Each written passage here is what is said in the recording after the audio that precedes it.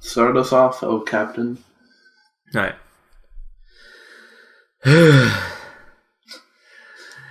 I need to do a deep breath. Give me a second. I need to meditate. Great, another hour and a half. This chocolate fuck. Damn it. Make myself laugh at the stupid shit. Okay. Welcome to the Astral Cast. We got Bread back here. Bread. It's back in the saddle, ready to crackle. Snap, crackle, pop, you know. With our lovely host and other co-host, Charles, the main man with the big plan. The total man of a total plan. What is your total plan? My total plan is to create 100 tulpas and have a tulpa battle royale for my control of my brain. Did you hear that now? Did you hear that there's some cruise that has a private island that they're gonna have a laser tag battle royale? Yeah, a couple millionaires. I was imagining Al Qaeda and the U.S. soldiers are all get on an island. It's let's settle this. Battle royale. 360 no scopes only. Yeah, man, montage parodies and stuff. That was a thing, wasn't it? It's like YouTube poop, so it's only one joke. It's like YouTube poops, but numbed down to its bare essentials. Yeah, when you think about it, YouTube poop was really ahead of its time compared to normal memes today and everything. I think people who did watch and make YouTube poops now probably make the best memes. You showed me this thing called YTP Plus, which is just a program that makes YouTube poops.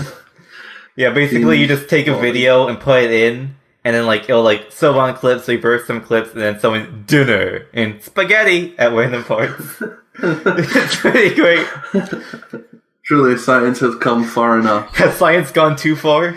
Did you know that Sonic universe is actually set on planet Earth? Kinda knew that from the games, considering that the president of the United States is in it, but Go ahead and tell me more. Because in the westernized TV shows and stuff, they're Sonic and his friends exist on a planet called Mobius, and for example in the anime Sonic X, they were on Mobius and then they take a portal to Earth. But in the games, they're all set on the same planet. Sonic 1 takes place on South Island.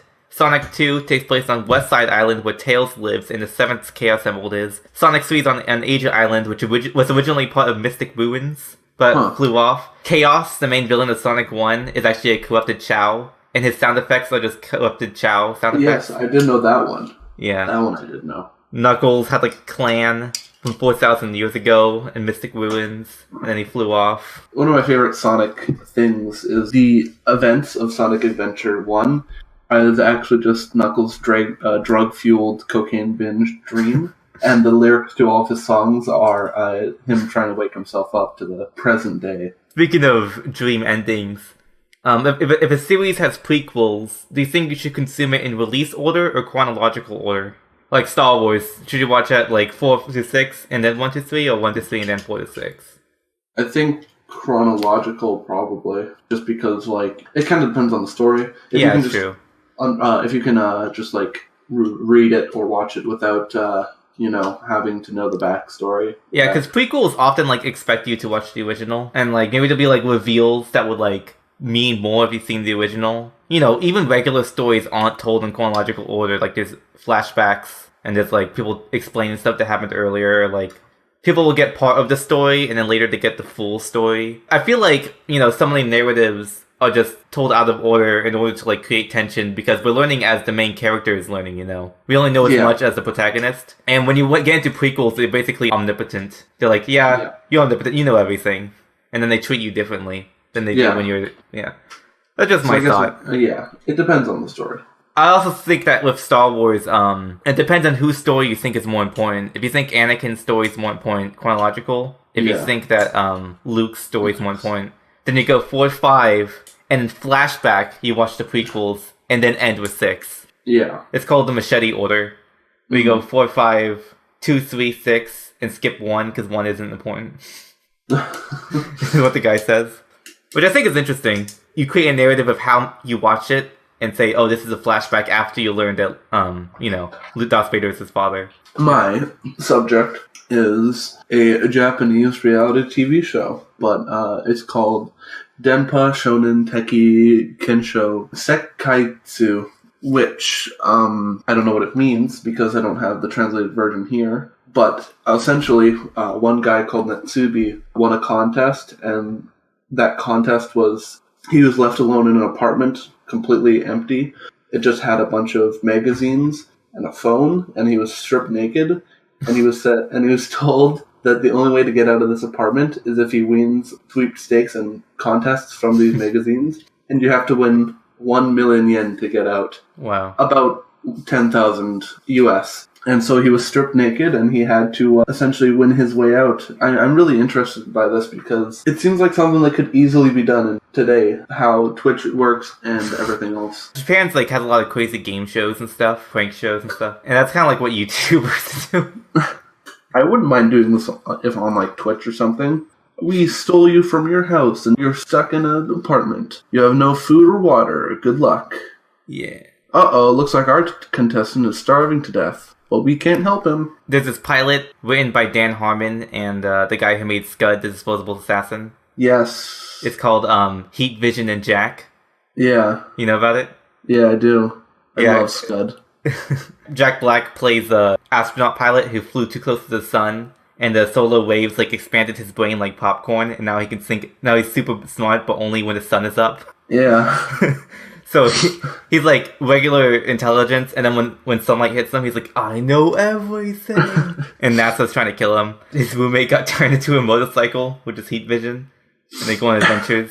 And it was such like an underground success that like just VHS tapes of it were shared around of just the pilot, even though it wasn't accepted. A real shame. It's kind of like the like fuck you Baltimore one, where it was like it was made by some guy pre-internet who like worked in commercials or whatever, and he just shared around the VHS tapes. So it was like a pre-internet meme. I always find that interesting, like pre-internet stuff, like the cool S shape. Yes. No one knows where that came from. It is truly the Kilroy of our generation. We also don't know Jingle Bells Batman Smells Robin Laid an Egg.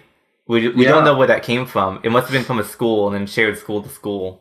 Because no Batman media has ever mentioned it or anything until after it's been shared.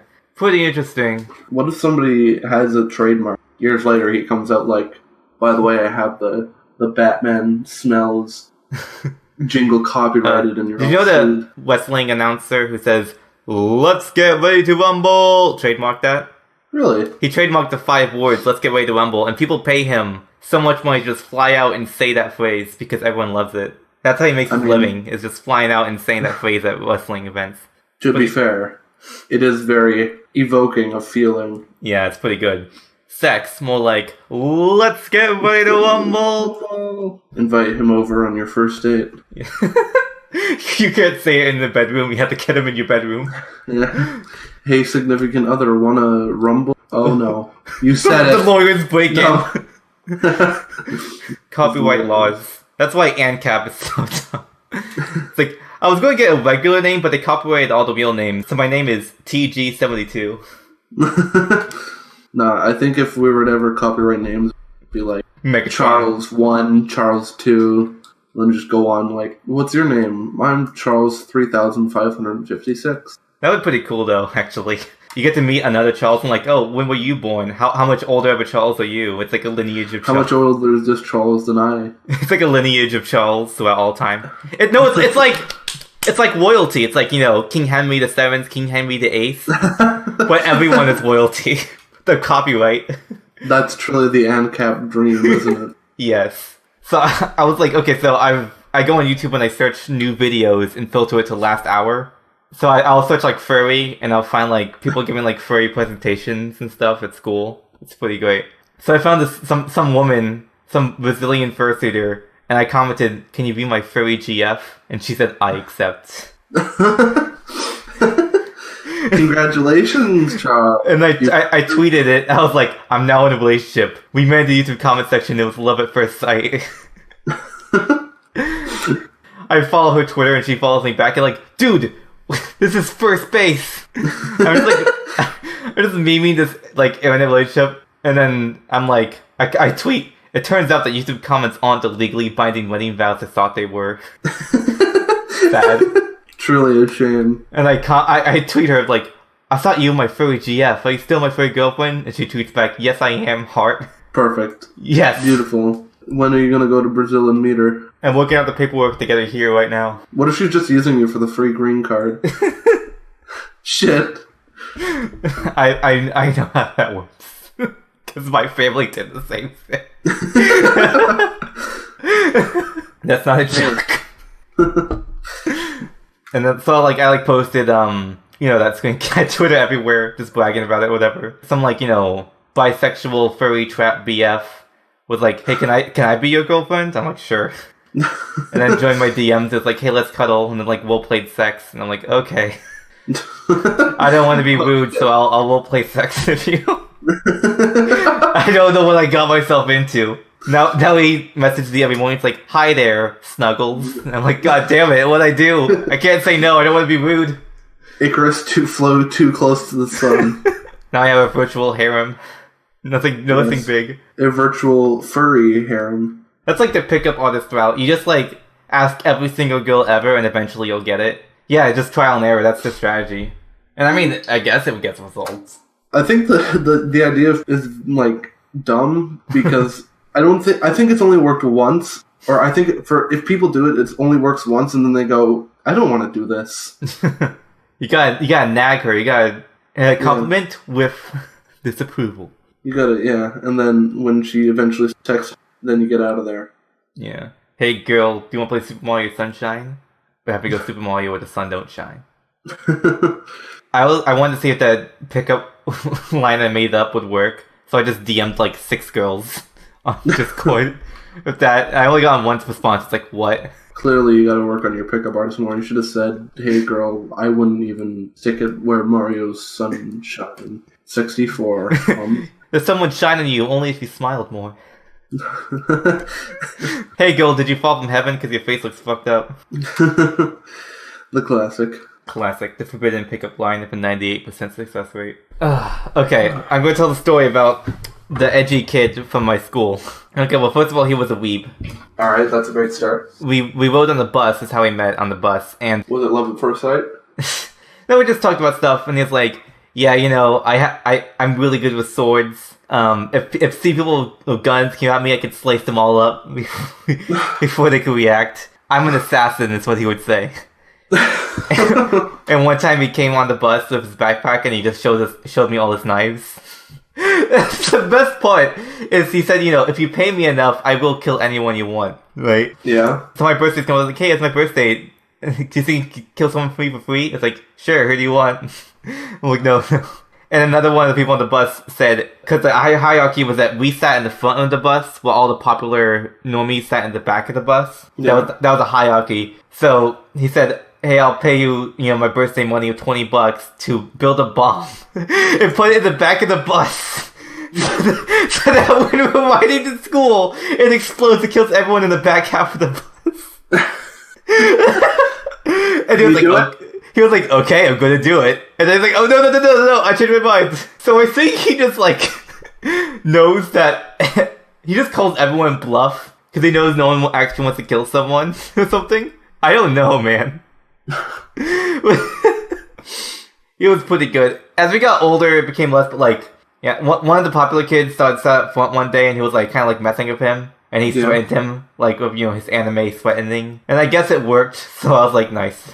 I knew him throughout high school, and when we were in the club or whatever, so he became more cool after that. He cooled down from the assassin role, but it was pretty good. He had to buy his way out, so, didn't want anything come back to him. He later grew up to become John Wick.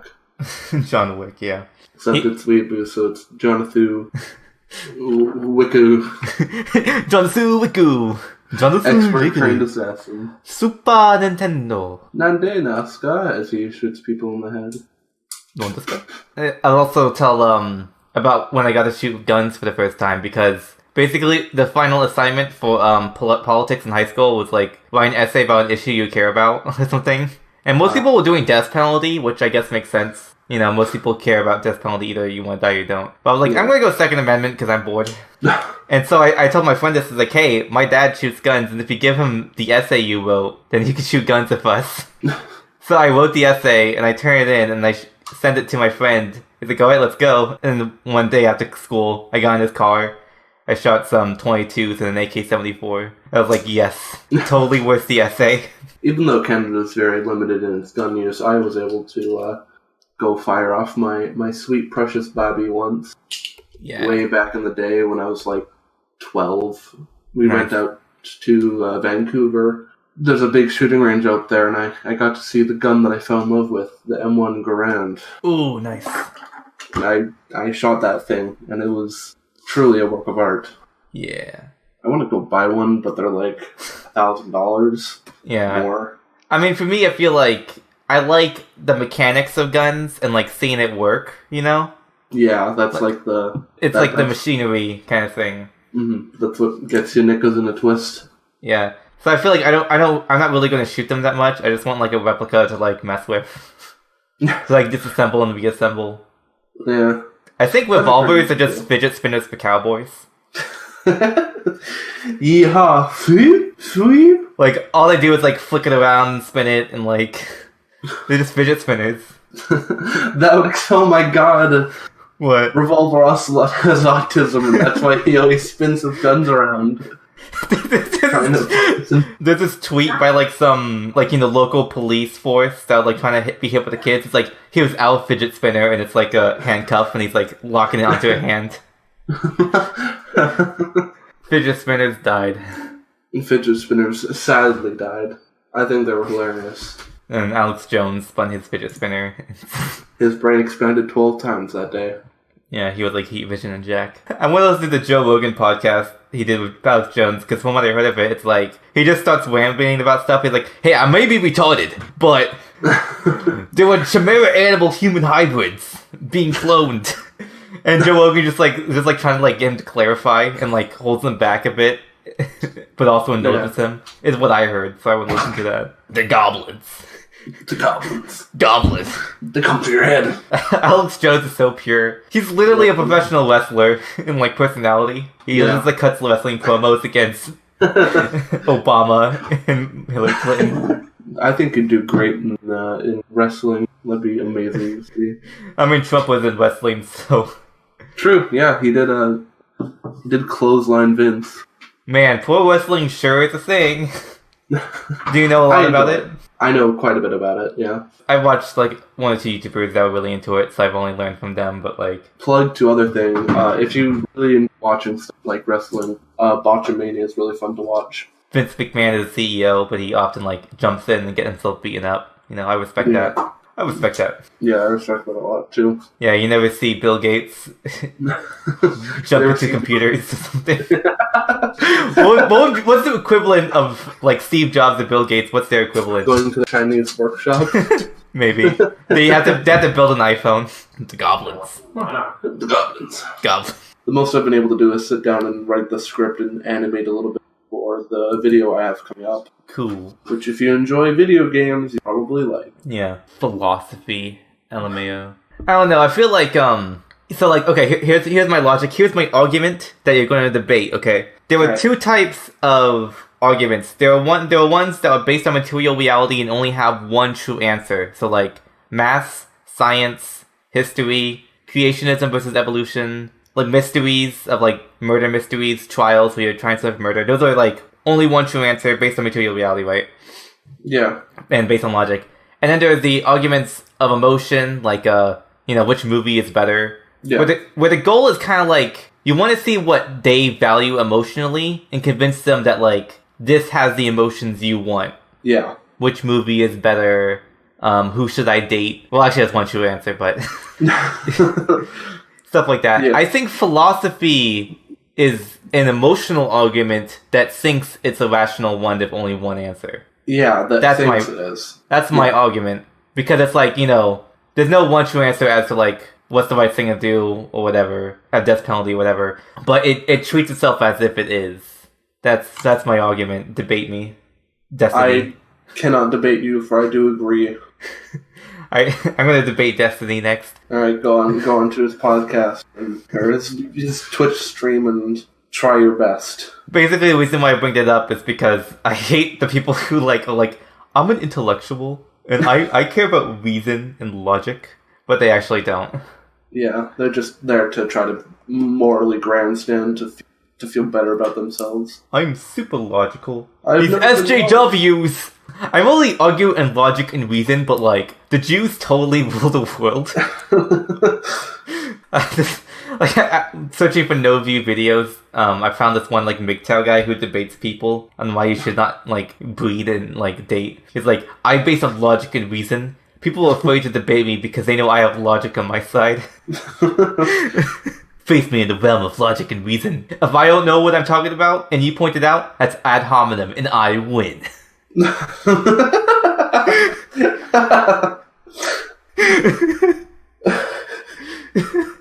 So good. It's ad hominem. I win. I don't know what words you're using, so I win. What else do we got? I wonder what's for dinner. Dinner.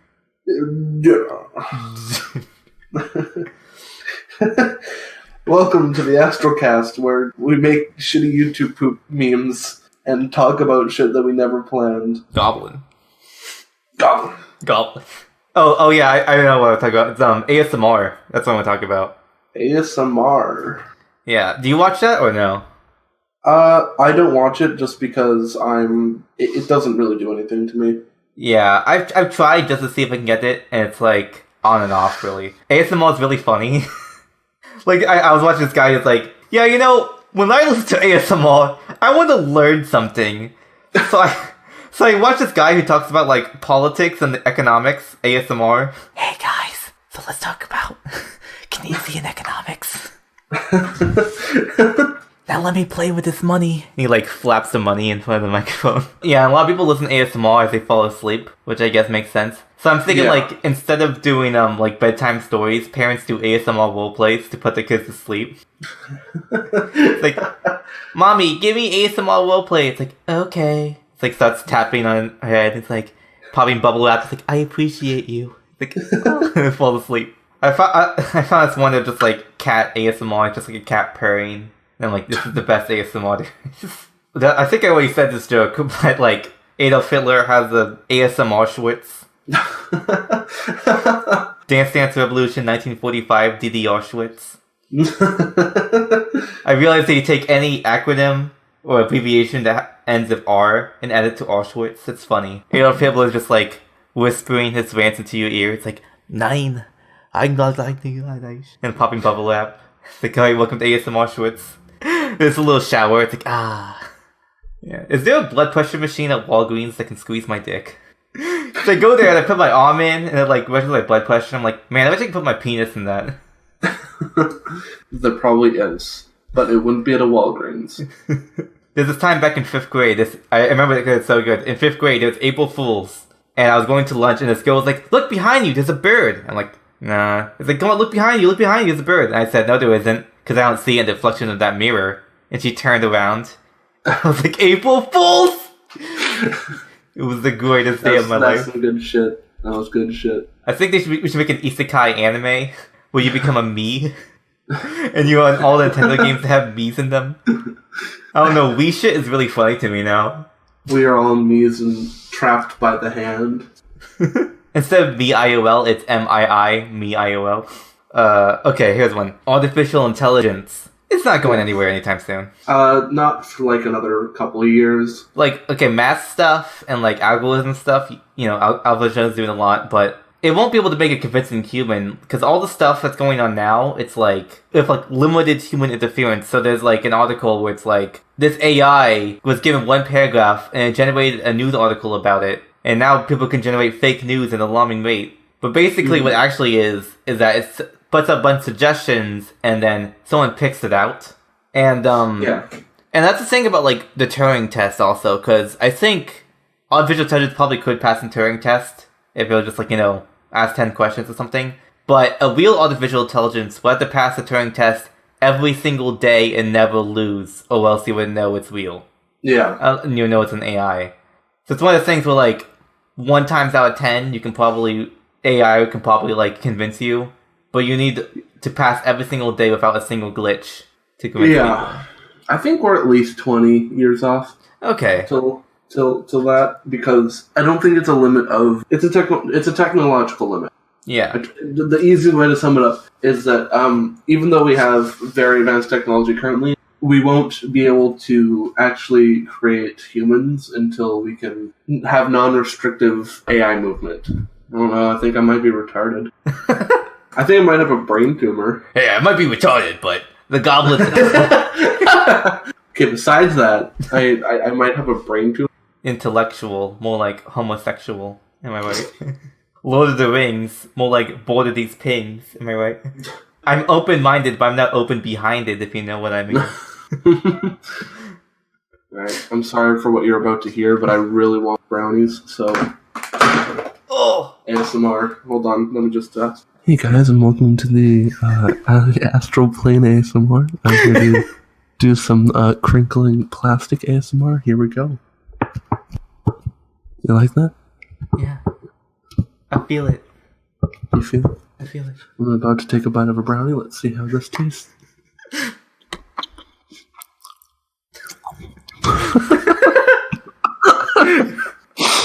Delicious. Hold on, I gotta practice my tech skill. I'm gonna just pick up my GameCube controller here and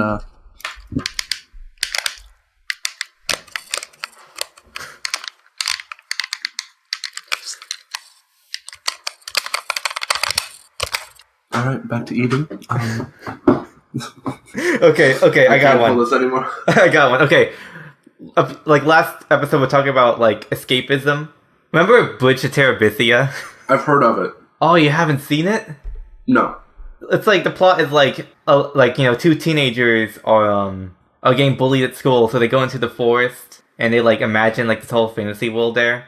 Oh, okay. I again haven't seen it, but and like in the movie, like the monsters that they fight and stuff are basically like mutated versions of like the bullies they face and stuff. It's weird, but it's aimed for kids. And like the big thing. Okay, I'm going to spoil it, but you need to know. The teenage girl dies. Okay. Because it's like they have to cross a river to go into the forest, and they swing on a rope, and the rope snapped, and she fell in the river. The kid was like crying his eyes out, and meets like her sister, the sister of the girl, is like, she loved you, she had a crush on you, and he's like, ah! It's like the saddest thing ever. Jesus. Yeah, and then he goes to the forest, crying his eyes out, and like all the monsters are like helping him and shit. Hey man, you alright? No. And so at the end, he like goes with the sister of the girl, because like so basically they were saying that she shouldn't go because it was special for like him and her. So now he's like, I'm gonna invite you in, and you can be like the princess of Terabithia. And then the movie ends with them like going in and stuff. And I was thinking like, I want to make a sequel where it's full of like copyrighted characters and DeviantArt OCs. He goes in and it's like, oh my god, it's Mario! Oh my god, Sonic! You need my help! I'm here for you, Sonic OC.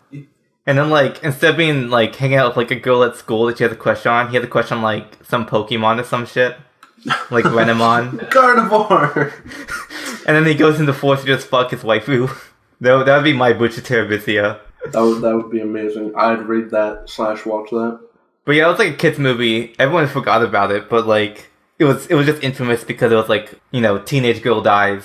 Really sad. Such a weird fucking movie. I'm reading this thing into it. It's like this kid's cat is dying, so he grabs his toy Pokeball. It's like, come on, we need to take you to the Poke Center.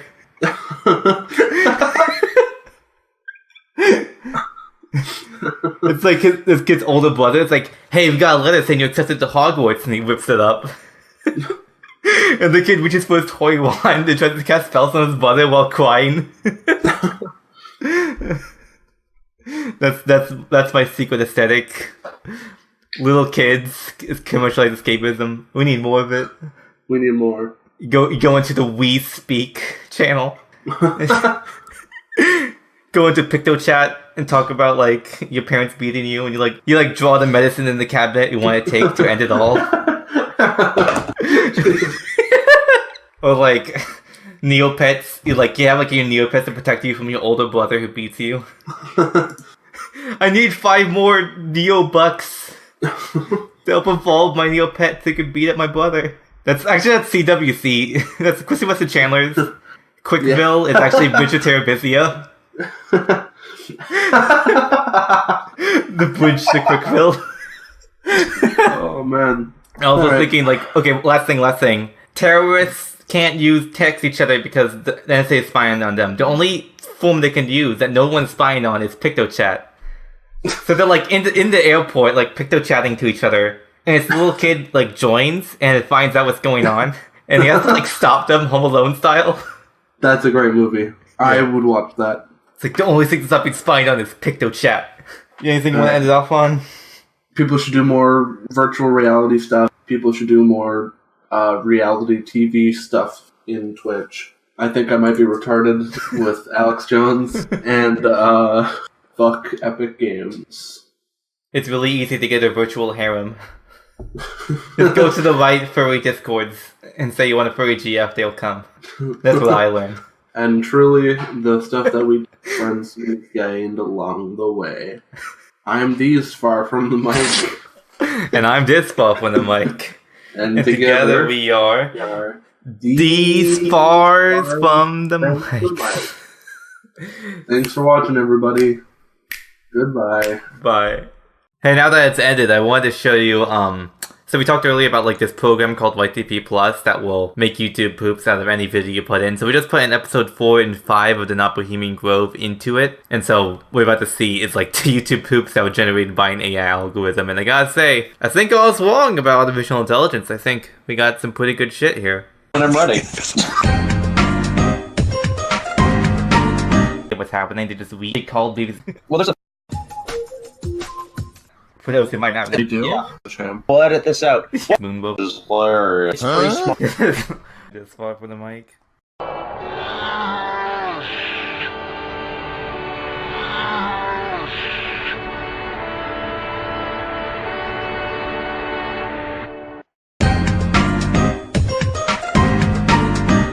That's exactly the plan. Yeah, the high I do agree.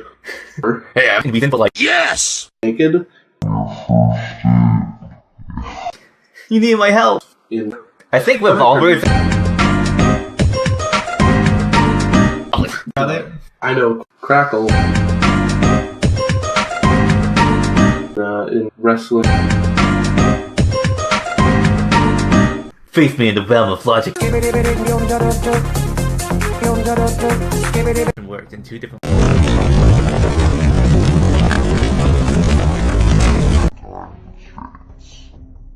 Fox's developer thinking, how is a collection of illegal porn in the world?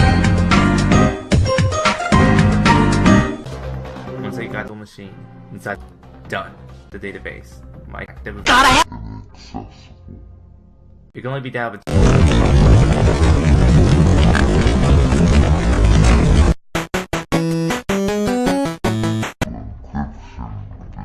I wasted 20 minutes. This is illegal! I have the ultimate petitions to all together made up. Oh, hell yeah! But with no time. All the horse porn. I need to activate as it turns.